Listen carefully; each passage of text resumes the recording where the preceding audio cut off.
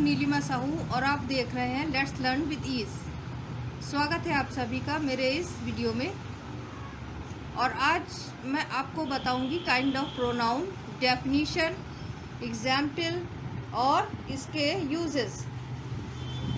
तो यदि आपने अभी तक इस वीडियो को लाइक, सब्सक्राइब, शेयर नहीं किया है तो आपसे रिक्वेस्ट है कि सबसे पहले आप इसको वीडियो को ज़्यादा से ज़्यादा लाइक, शेयर और सब्सक्राइब करें ताकि सभी लोग इसका फ़ायदा उठा सकें। So without wasting any time let's start the video. आज आपका टॉपिक है kind of pronoun. Kind of pronoun जानने से पहले आपको ये पता होना चाहिए कि ना व्हाट इज़ प्रोनाउन। तो अगर आपने अभी तक मेरा प्रीवियस वीडियो नहीं देखा है तो आप लोग सबसे पहले ये प्रीवियस वीडियो जिसमें मैंने प्रोनाउन, इसकी डेफिनीशन, एग्जाम्पल को काफ़ी अच्छे से डीपली एक्सप्लेन किया है, तो आप उसको पहले देखिए, ठीक है। तो अभी हम लोग स्टार्ट करते हैं काइंड ऑफ प्रोनाउन। आप लोगों ने, बहुत से लोगों ने प्रोनाउन तो पढ़ा होगा, लेकिन मेरा विश्वास है कि आप सभी लोग इतने सारे प्रोनाउन के काइंड बहुत ही कम लोग जानते होंगे। तो प्रोनाउन के टोटल काइंड होते हैं 9 होते हैं। कुछ ने 5 पढ़े होंगे, कुछ ने 7 पढ़े होंगे, कुछ ने 4 पढ़े होंगे, बट एक्चुअली प्रोनाउन के काइंड होते हैं टोटल 9 काइंड। इसमें देखिए, फर्स्ट है पर्सनल, फिर उसके बाद है डिमॉन्स्ट्रेटिव, फिर relative, then interrogative, reciprocal, reflexive, emphatic, indefinite, distributive. तो ये है आपके 9 काइंड प्रोनाउन के। और अब हम वन बाय वन इनको डीपली समझेंगे क्या है, और साथ ही इसके एग्जाम्पल समझेंगे। So student, first kind is personal pronoun. A personal pronoun that stand for a person और a thing is called a personal pronoun. ये वो प्रोनाउन होते हैं जो पर्सन में आप लोग ध्यान रखिएगा, यहाँ पर मेल, फीमेल और एनिमल सभी के लिए आ जाएगा, ठीक है। और साथ ही थिंग के लिए, मीन्स वस्तु और व्यक्ति के लिए इस्तेमाल होता है। तो ये होता है पर्सनल प्रोनाउन। इसको हिंदी में बोलते हैं पुरुषवाचक सर्वनाम। जैसे ही, शी, इट, दे, इट, ये सब हैं आपके example personal pronoun. Like I am a girl, तो आई यहाँ किसके लिए इस्तेमाल हुआ है? मेरे लिए, मैं पर्सन हूँ। या द काऊ हैज़ 4 legs, उसके बाद दोबारा हम जब इसी काऊ के बारे में कहेंगे तो क्या कहेंगे? It give us milk. तो इट यहाँ पर क्या है? काऊ के लिए हमने इस्तेमाल किया है, तो ये इट यहाँ पर पर्सनल प्रोनाउन हुआ। तो स्टूडेंट, पर्सनल प्रोनाउन के होते हैं 3 काइंड, ठीक है। पर्सनल प्रोनाउन के 3 काइंड होते हैं। Personal pronoun of first person. सबसे पहले personal pronoun of first person, ये क्या होता है? फर्स्ट पर्सन उसको बोलते हैं जो पर्सन बात कर रहा होता है, ठीक है ना। ये प्रोनाउन उनके लिए यूज होते हैं जो बोलते हैं, मीन्स जो बात करते हैं। जैसे यदि मैं अपने बारे में बात करूंगी तो क्या कहूँगी? I am a girl. तो मैंने अपने लिए कौन सा प्रोनाउन यूज़ किया है? आई। मीन्स ये बोलने वाला जो भी अपने लिए प्रोनाउन यूज़ करता है वो होता है फर्स्ट पर्सन, ठीक है। फर्स्ट पर्सन क्या हुआ? मीन्स जो पर्सन अपने लिए प्रोनाउन यूज़ करेगा वो होगा first person of personal pronoun. इसमें जैसे एग्जाम्पल है आई, मी, अवर, माइन, वी। ये सब जो बोलने वाला है वो अपने लिए यूज़ करेगा। जैसे हम अपने लिए ही तो नहीं यूज़ करेंगे, ना शी यूज़ करेंगे, ना दे यूज़ करेंगे। हम अपने लिए क्या यूज़ कर सकते हैं? आई, मी, अवर, माइन। तो ये सब आपके एग्जाम्पल हैं personal pronoun of first person. चलिए अब आगे बढ़ते हैं। सेकंड देखते हैं, personal pronoun of second person. Personal pronoun of second person क्या होता है? ये इसमें वो प्रोनाउन आते हैं जो बोलने वाला दूसरे के लिए यूज़ करता है, मीन्स दूसरे के लिए, यानी जो सुन रहा है। जैसे मैं आपसे बात कर रही हूँ तो मैं क्या कहूँगी? यू कहेंगी ना आपके लिए। जो सुन रहा है उसको हम क्या कहेंगे? You are a good boy या you are a good student, this is your book. तो ये सब यू, योर, ये सब क्या है? Second person. अभी हमने फर्स्ट पर्सन देखा था, अब देखेंगे सेकंड पर्सन। ये भी पर्सनल प्रोनाउन का एक पार्ट है। Personal pronoun, all the pronoun which denote the person of person spoken to और said to be personal pronoun of second person. इसका मतलब क्या है, ऐसे प्रोनाउन जो बोलने वाला दूसरे के लिए इस्तेमाल होता है, ठीक है, जो सेकेंड पर्सन के लिए मीन्स जिससे हम बात कर रहे हैं उसके लिए जो प्रोनाउन यूज़ होगा वो होता है सेकेंड पर्सन। लाइक अगर आप सामने हैं तो मैं क्या कहूँगी, यू आर गुड स्टूडेंट, ठीक है, या this is your book, you have to do this. तो ये सब यू, योर, ये सब एग्जाम्पल हैं second person, personal pronoun of second person. तो ये है आपका सेकेंड पार्ट, ये है पर्सनल प्रोनाउन का पार्ट है, ठीक है। चलिए आगे बढ़ते हैं। इसमें मोस्टली यही दो एग्जाम्पल है, यू और योर। अब इसके बाद थर्ड है personal pronoun of third person. Third person वो होता है जिसके बारे में हम बात करेंगे, ठीक है। फर्स्ट पर्सन वो हो गया जैसे मैं बोल रही हूँ, और सेकंड पर्सन यानी मैं आपसे बात कर रही हूँ वो यू, योर्स।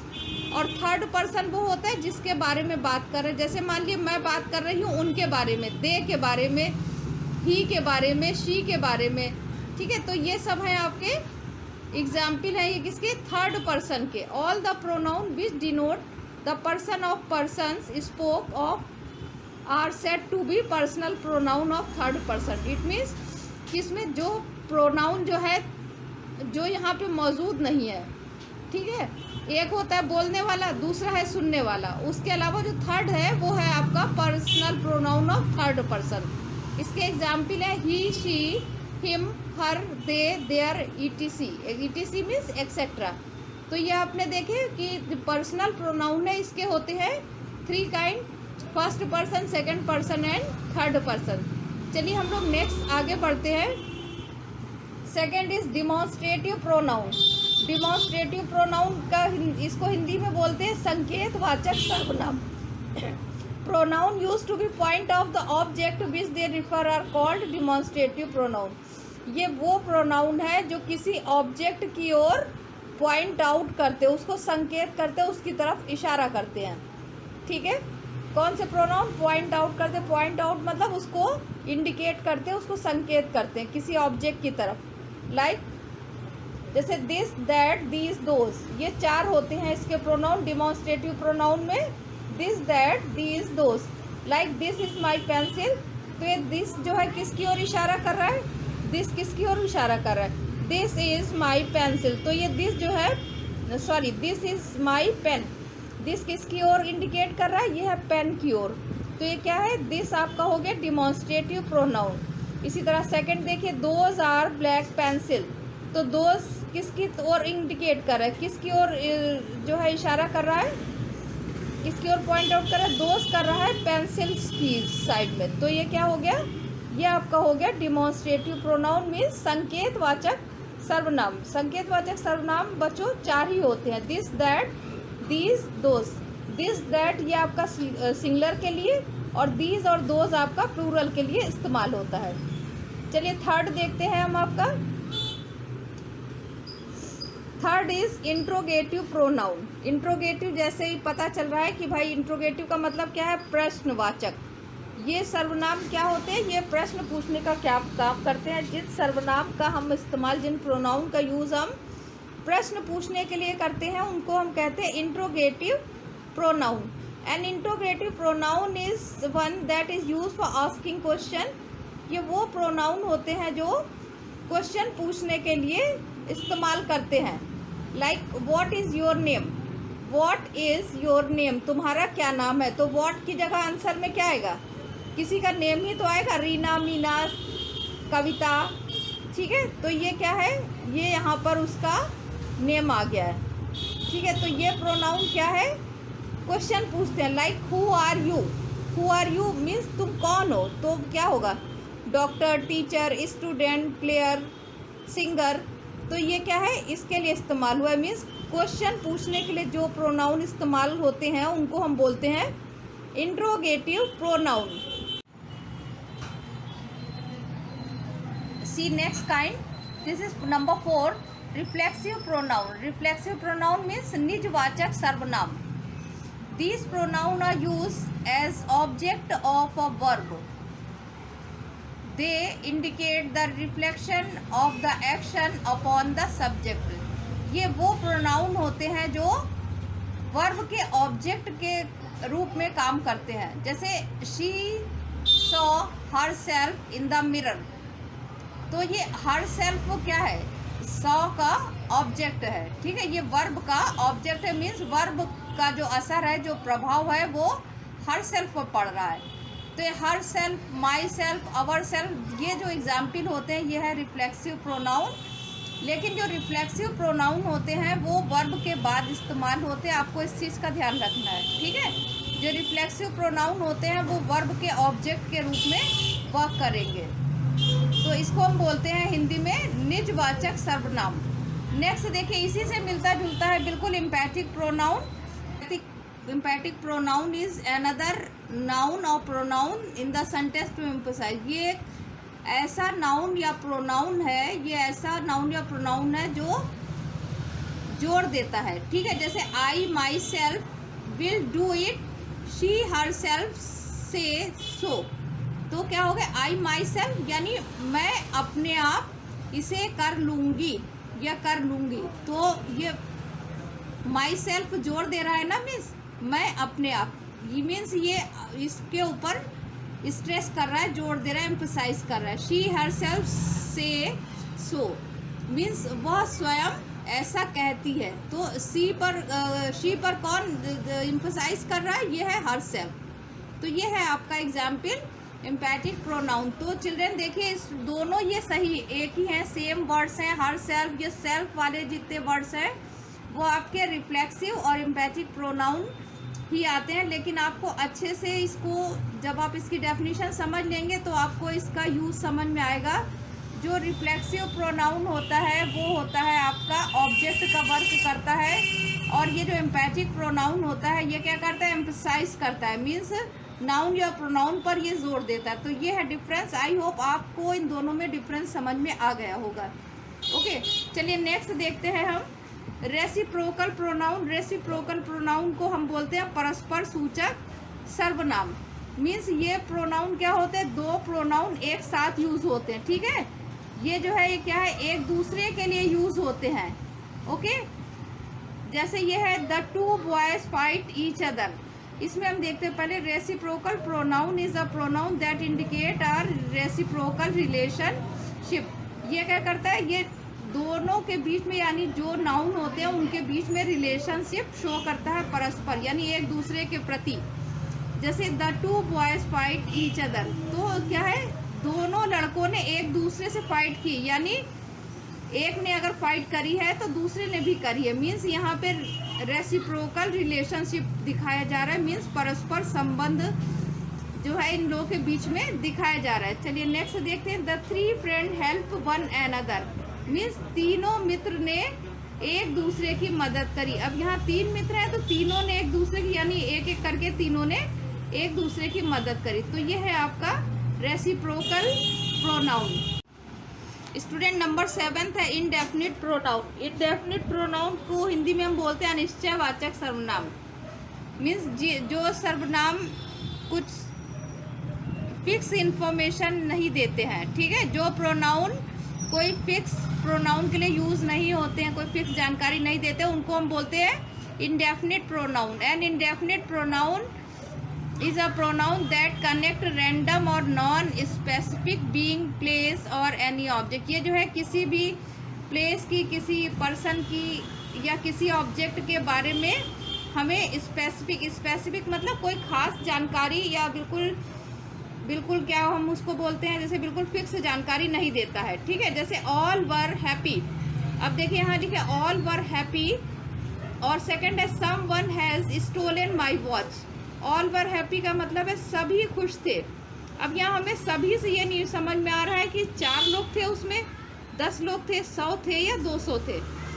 तो ये हमें कोई यहाँ पर डेफिनेट जानकारी नहीं मिल रही। इसी तरह somebody has stolen my watch, किसी ने मेरी घड़ी चुराई।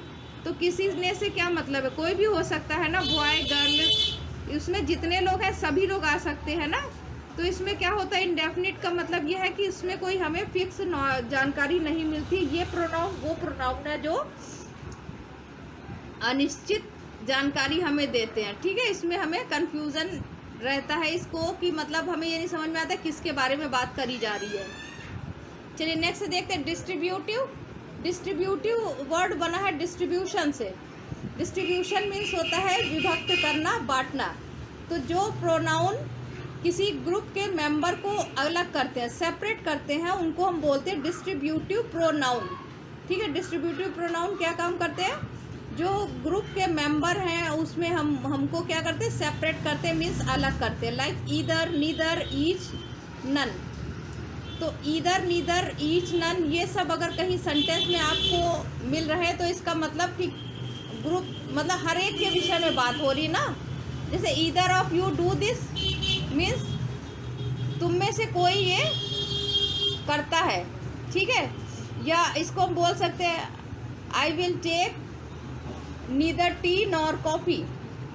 ना मैं चाय लूँगी और ना ही कॉफ़ी। तो चाय और कॉफ़ी दोनों को अलग कर दिया गया है ना यहाँ पे नीदर में। तो ये है आपका डिस्ट्रीब्यूटिव प्रोनाउन, मीन्स ये बांटने का काम करता है। So now last is relative pronoun.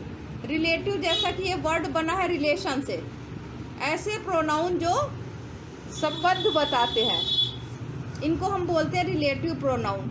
तो रिलेटिव प्रोनाउन वो प्रोनाउन होते हैं जो संबंध बताने काम करते हैं। लाइक ये है संबंधवाचक सर्वनाम। A relative pronoun is one which is use to refer to noun और प्रोनाउन मेंशन प्रीवियसली। मतलब ये वो प्रोनाउन है जो सेंटेंस में पहले प्रयोग हुए हैं।